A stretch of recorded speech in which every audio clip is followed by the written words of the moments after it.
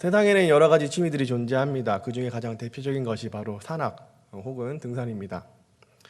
저도 예전에 섬기던 목사님께서 산에 오르시는 것을 굉장히 좋아하셨기 때문에 산에 자주 갔었는데, 같은 산에 오르더라도 그 산에 오르는 이유는 아마도 가지각색이었던 것 같습니다. 어떤 사람은 단지 정상에 오르기 위해 산에 오르는 사람도 있고, 어떤 사람은 다이어트를 위해서 가는 사람도 있습니다. 어떤 사람들은 보기만 해도 아찔한 암벽 등반을 하기 위해서 가기도 합니다. 심지어 어떤 사람들은 꼭대기에서 먹을 것과 마실 것을 팔기 위해서 장사를 하기 위해 무거운 짐을 오르는 사람도 있습니다. 그러므로 산이 인류에게 주는 특별한 느낌은 말로는 다 표현하지 못하지만 무언가 공통적인 것이 있다고 이야기할 수 있습니다.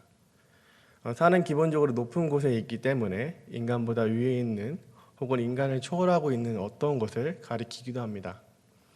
일례로 그리스 로마 신화에서는 신들이 사는 곳을 올림푸스라고 불렀는데, 이 올림푸스는 실제로 그리스의 지명입니다. 그래서 이 올림푸스라고 하는 것은 데살로니카에서 약 100km 정도 떨어져 있는 마케도니아에 위치하고 있는 산입니다. 그리스 사람들은 그 산에 신들이 모여있다고 생각을 했고, 그 신들이 자신들을 내려다보면서 지내고 있다고 생각했습니다. 성경에도 산이 참 많이 나옵니다. 일단은 노아의 방주가 홍수가 끝나고 정박했던 장소가 바로 아라랏산입니다. 이 아라랏산은 그러므로 새로운 시작을 의미하고 있습니다. 홍수 심판 이후에 노아를 통하여 새롭게 시작하시는 하나님의 역사를 의미하는 것입니다. 또한 하나님께서 아브라함에게 이삭을 바치라고 명령하신 곳이 바로 모리아 산입니다. 여기에서 하나님은 자신이 인간의 목숨을 희생제사로 바치는 우상들과 자신을 구분하시면서 동시에 그러한 희생을 자신이 준비하신 어린 양으로 감당시키겠다는 의지를 표현합니다. 그러므로 이것은 새로운 희생제사를 통한 새로운 생명을 의미합니다. 또한 시내산이 있습니다. 시내산은 어떻게 보면 성경에서 나타나는 산들 가운데 가장 중요한 산이라고 할 수 있는데, 이 시내산은 하나님께서 모세에게 십계명을 주신 산입니다.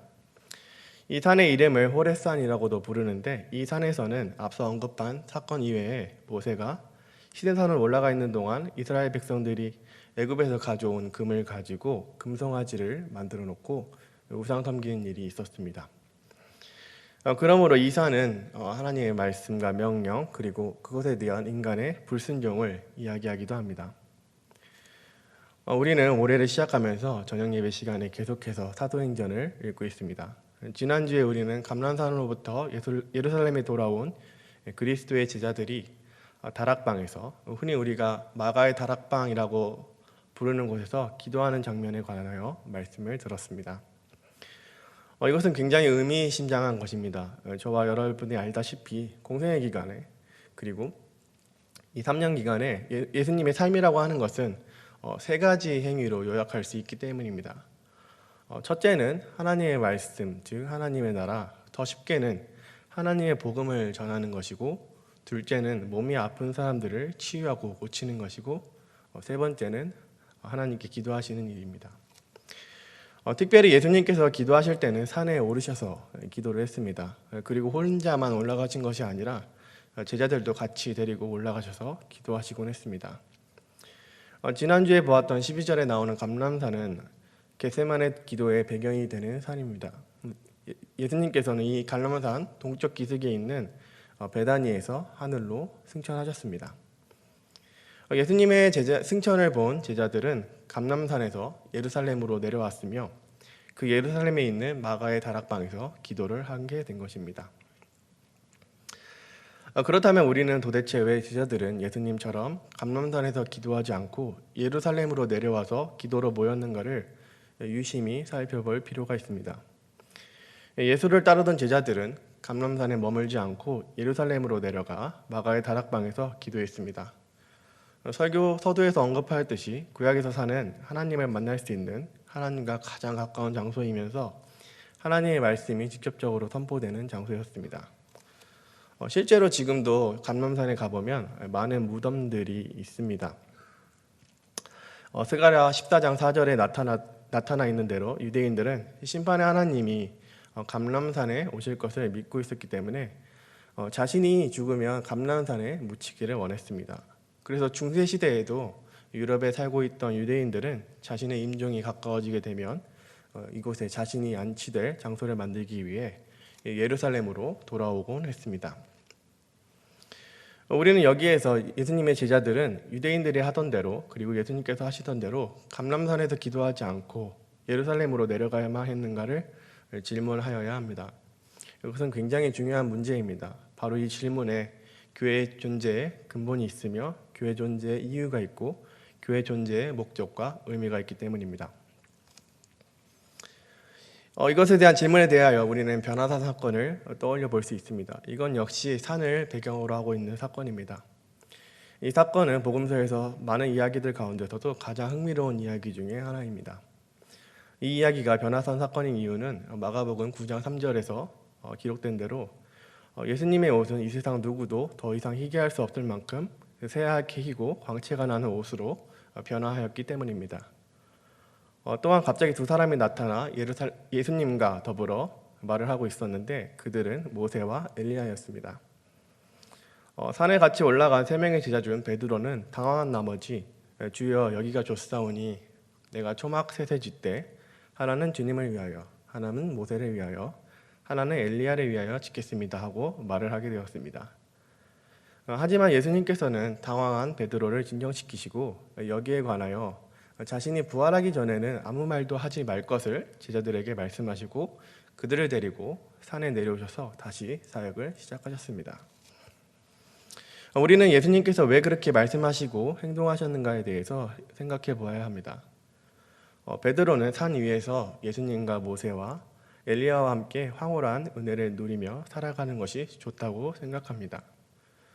그러기에 여기가 좋사오니 산 위에서 초막을 짓고 살고 싶다고 말하고 있습니다. 아마 베드로는 예수님과 함께 공생의 사역을 함께하면서 산 밑에서의 삶, 그러니까 복음을 폄하하고 비방하는 사람들과 싸우고 병자들을 치유하고 여행을 계속해야 되는 삶, 그 삶에 베드로가 아마도 지쳤을지도 모릅니다. 그래서 베드로는 아무런 걱정과 근심이 없는 곳에서 사람들과 부딪히지 않고 상처를 받아도 되지 않는 곳에서 위대한 신앙인들과 함께 황홀한 은혜를 느끼며 살고 싶은 마음에 집을 짓고 살고 싶다고 한 것 같습니다. 그러나 예수님께서는 그것을 허락하지 않으시고 베드로와 함께 산 아래의 현실로 돌아오셨습니다. 사실 이러한 생각을 한 것은 비단 베드로뿐만이 아니었습니다. 다윗도 그러한 생각을 한 적이 있었습니다. 다윗이 왕이 되고 나서 그리고 자신이 궁정에서 왕국에서 살게 되자 하루는 선지자 나단을 불러서 나는 백향목으로 지은 왕국에 살고 있는데 하나님의 언약궤는 천막으로 지은 곳 안에 있습니다라고 이야기했습니다. 이 이야기를 듣고 나단은 다윗 마음대로 하라고 이야기를 하였습니다. 즉 이 당시에 언약궤가 있던 곳은 기브온이라고 하는 장소였는데 이 기브온에서 하나님의 언약궤는 천막으로 둘러싸인, 쉽게 이야기하면 이동용 텐트 안에 있었습니다. 그런데 바로 그날 밤에 주님께서는 나단에게 말씀을 하셔서 자신은 한 번도 자신의 성전을 지어달라고 요구한 적이 없었다고 말씀을 하시며 장막과 성막에서 옮겨 다녔다고 말씀하고 계십니다. 물론 하나님께서는 다윗의 마음을 받으시고 다윗의 아들인 솔로몬을 통하여 성전 건축을 허락하셨지만 솔로몬 뒤에 나타나는 이스라엘의 어두운 역사는 하나님께서 물리적인 성전이 중요한 것이 아니었음을 알 수 있습니다. 오히려 하나님께서는 자신의 백성들과 함께 움직이시며 그들과 함께 계시는 것을 기뻐하시는 하나님이셨습니다.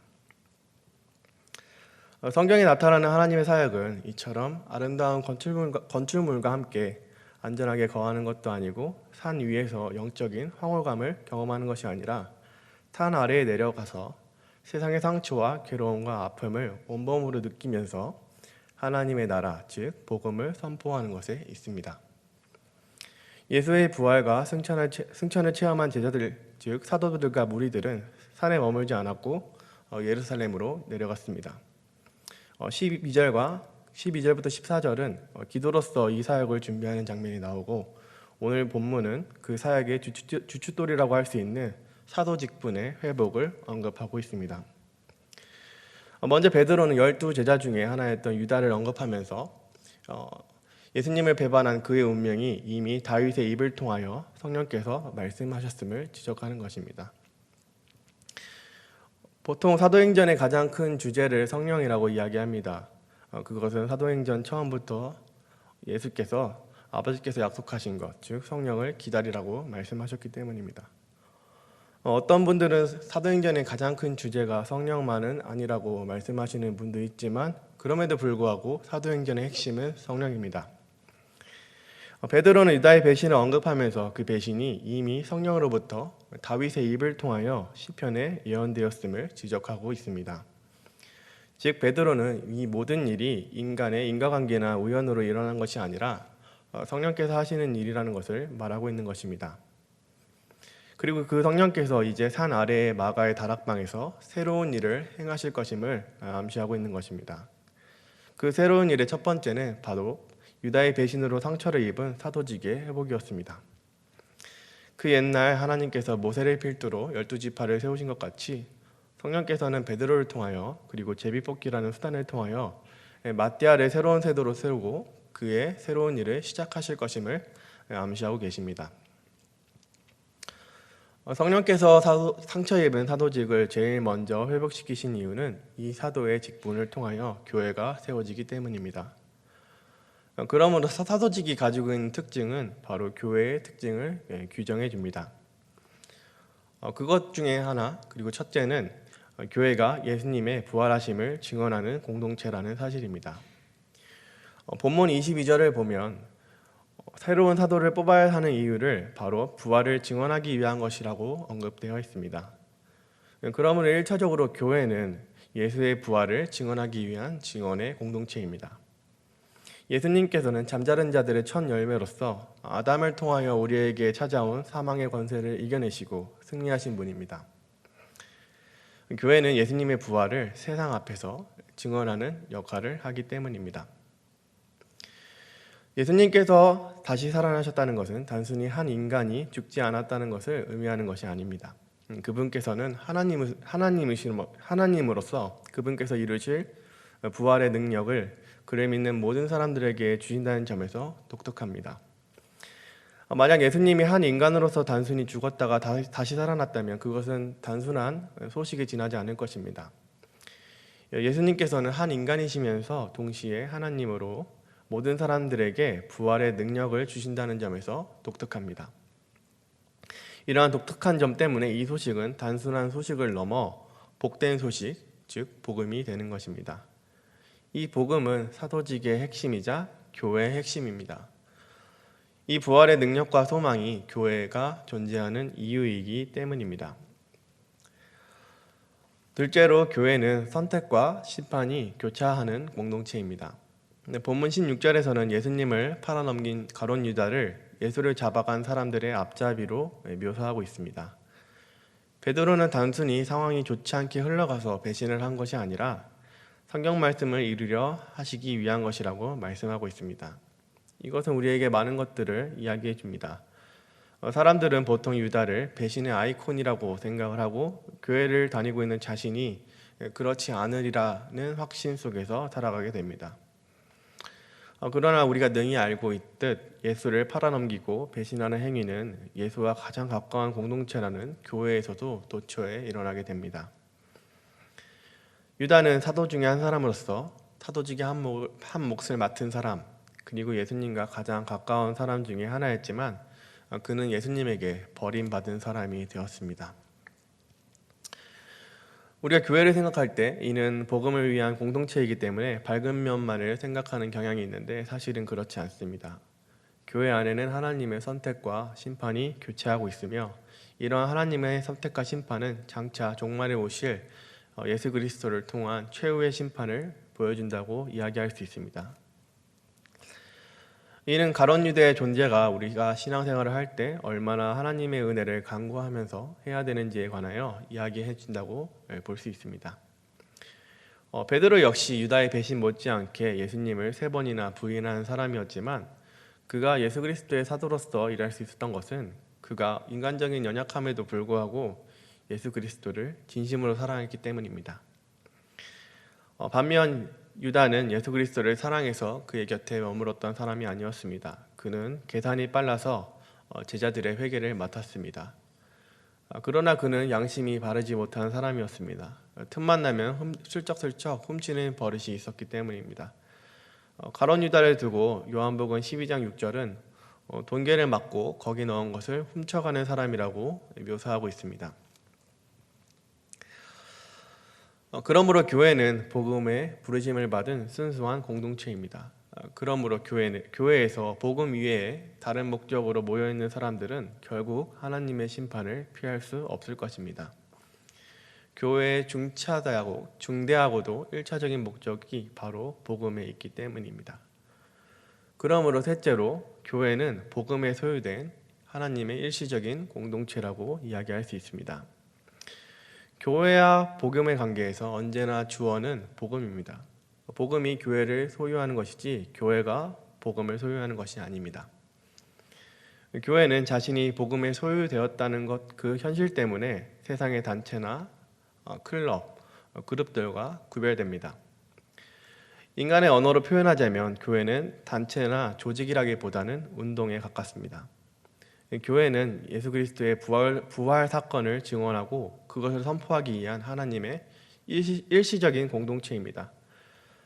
그러나 세상의 모든 교회는 연약함을 가지고 있고 세상에 있기 때문에 생존하기 위해서 나름의 노력을 기울이고 있습니다.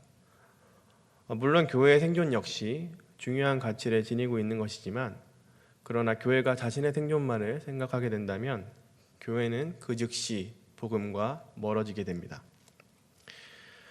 다윗과 베드로가 했던 실수가 바로 그런 것이었습니다. 다윗이 하나님을 높은 성전에 모셔두려고 했던 것, 그리고 베드로가 초막셋을 지으려고 했던 것 모두 하나님을 위해 그리고 예수님을 위해 했습니다. 그들은 분명히 진심이었습니다. 그러나 하나님의 나라의 역사, 예수 그리스도의 구속사는 그런 식으로 진행되는 것이 아니었습니다. 하나님께서는 이스라엘의 회중 가운데 계시길 기뻐하셨고 예수님께서도 산에 내려가셔서 세상과 싸우시며 자신의 사역을 감당하셨습니다. 바로 그것이 복음의 자리이기 때문입니다. 그러므로 교회는 자신의 생존을 생각하는 세상의 단체나 조직이 아닌 복음의 자리에 의해서 자신의 운동이 결정되는 복음에 소유되어 있는 일시적인 공동체입니다.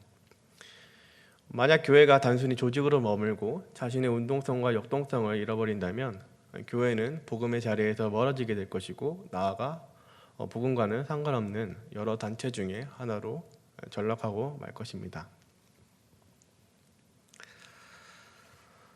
사랑하는 약대조항교회 성도 여러분, 우리는 현재 코로나19 사태로 인해서 교회로 모이기 어려운 상황에 처해 있습니다. 우리의 모임은 매일의 확진자 수에 의해서 위협을 받고 있고 지금 제한된 상태에서 모일 수 있어도 언제 다시 이 모임이 닫히게 될지 모르는 중차대한 위기에 직면하고 있습니다. 그러나 이러한 위기 속에도 우리가 들어야 되는 것은 복음이며 우리가 전해야 되는 것도 복음입니다.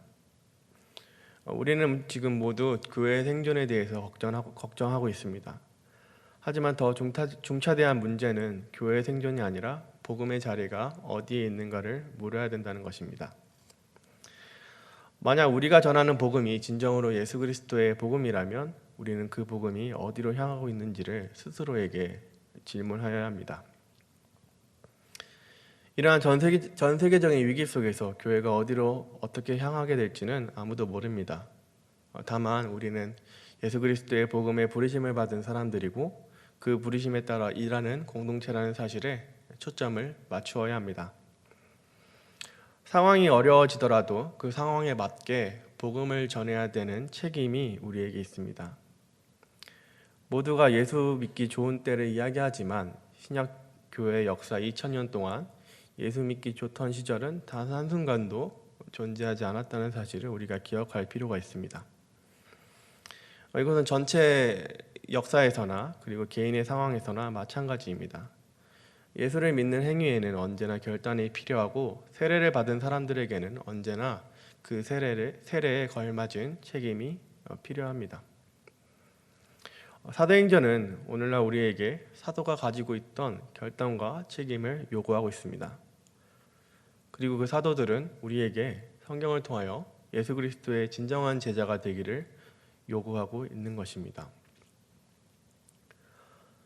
우리는 그러므로 예수님의 복음으로 돌아가야 되고 그 복음을 통해서 우리 자신을 잘 점검할 필요가 있는 것입니다. 오늘 받은 말씀을 따라 진정으로 예수 그리스도의 복음의 부르심을 받은 성도님들이 되시기를 주님의 이름으로 축복합니다. 기도하겠습니다. 사랑이 많으신 하나님 아버지, 오늘 말씀을 통하여 은혜 받게 하신 것 진심으로 감사합니다. 오늘 사도행전의 말씀에서 우리는 예수님의 제자들인 사도들이 어떻게 복음 전파를 위하여 일하였는지를 배웠습니다. 우리도 사도들과 같이 하나님의 복음을 전하며 교회로서의 책임을 다하게 하옵소서. 주여, 밤이 깊어가고 있습니다. 여기 계신 모든 성도님들과 각처에 떨어져 온라인으로 예배드리고 있는 모든 성도님들에게 함께 하셔서 이번 한 주도 주의 은혜 안에서 승리하게 하옵소서. 감사드리며 예수님의 이름으로 기도드립니다. 아멘.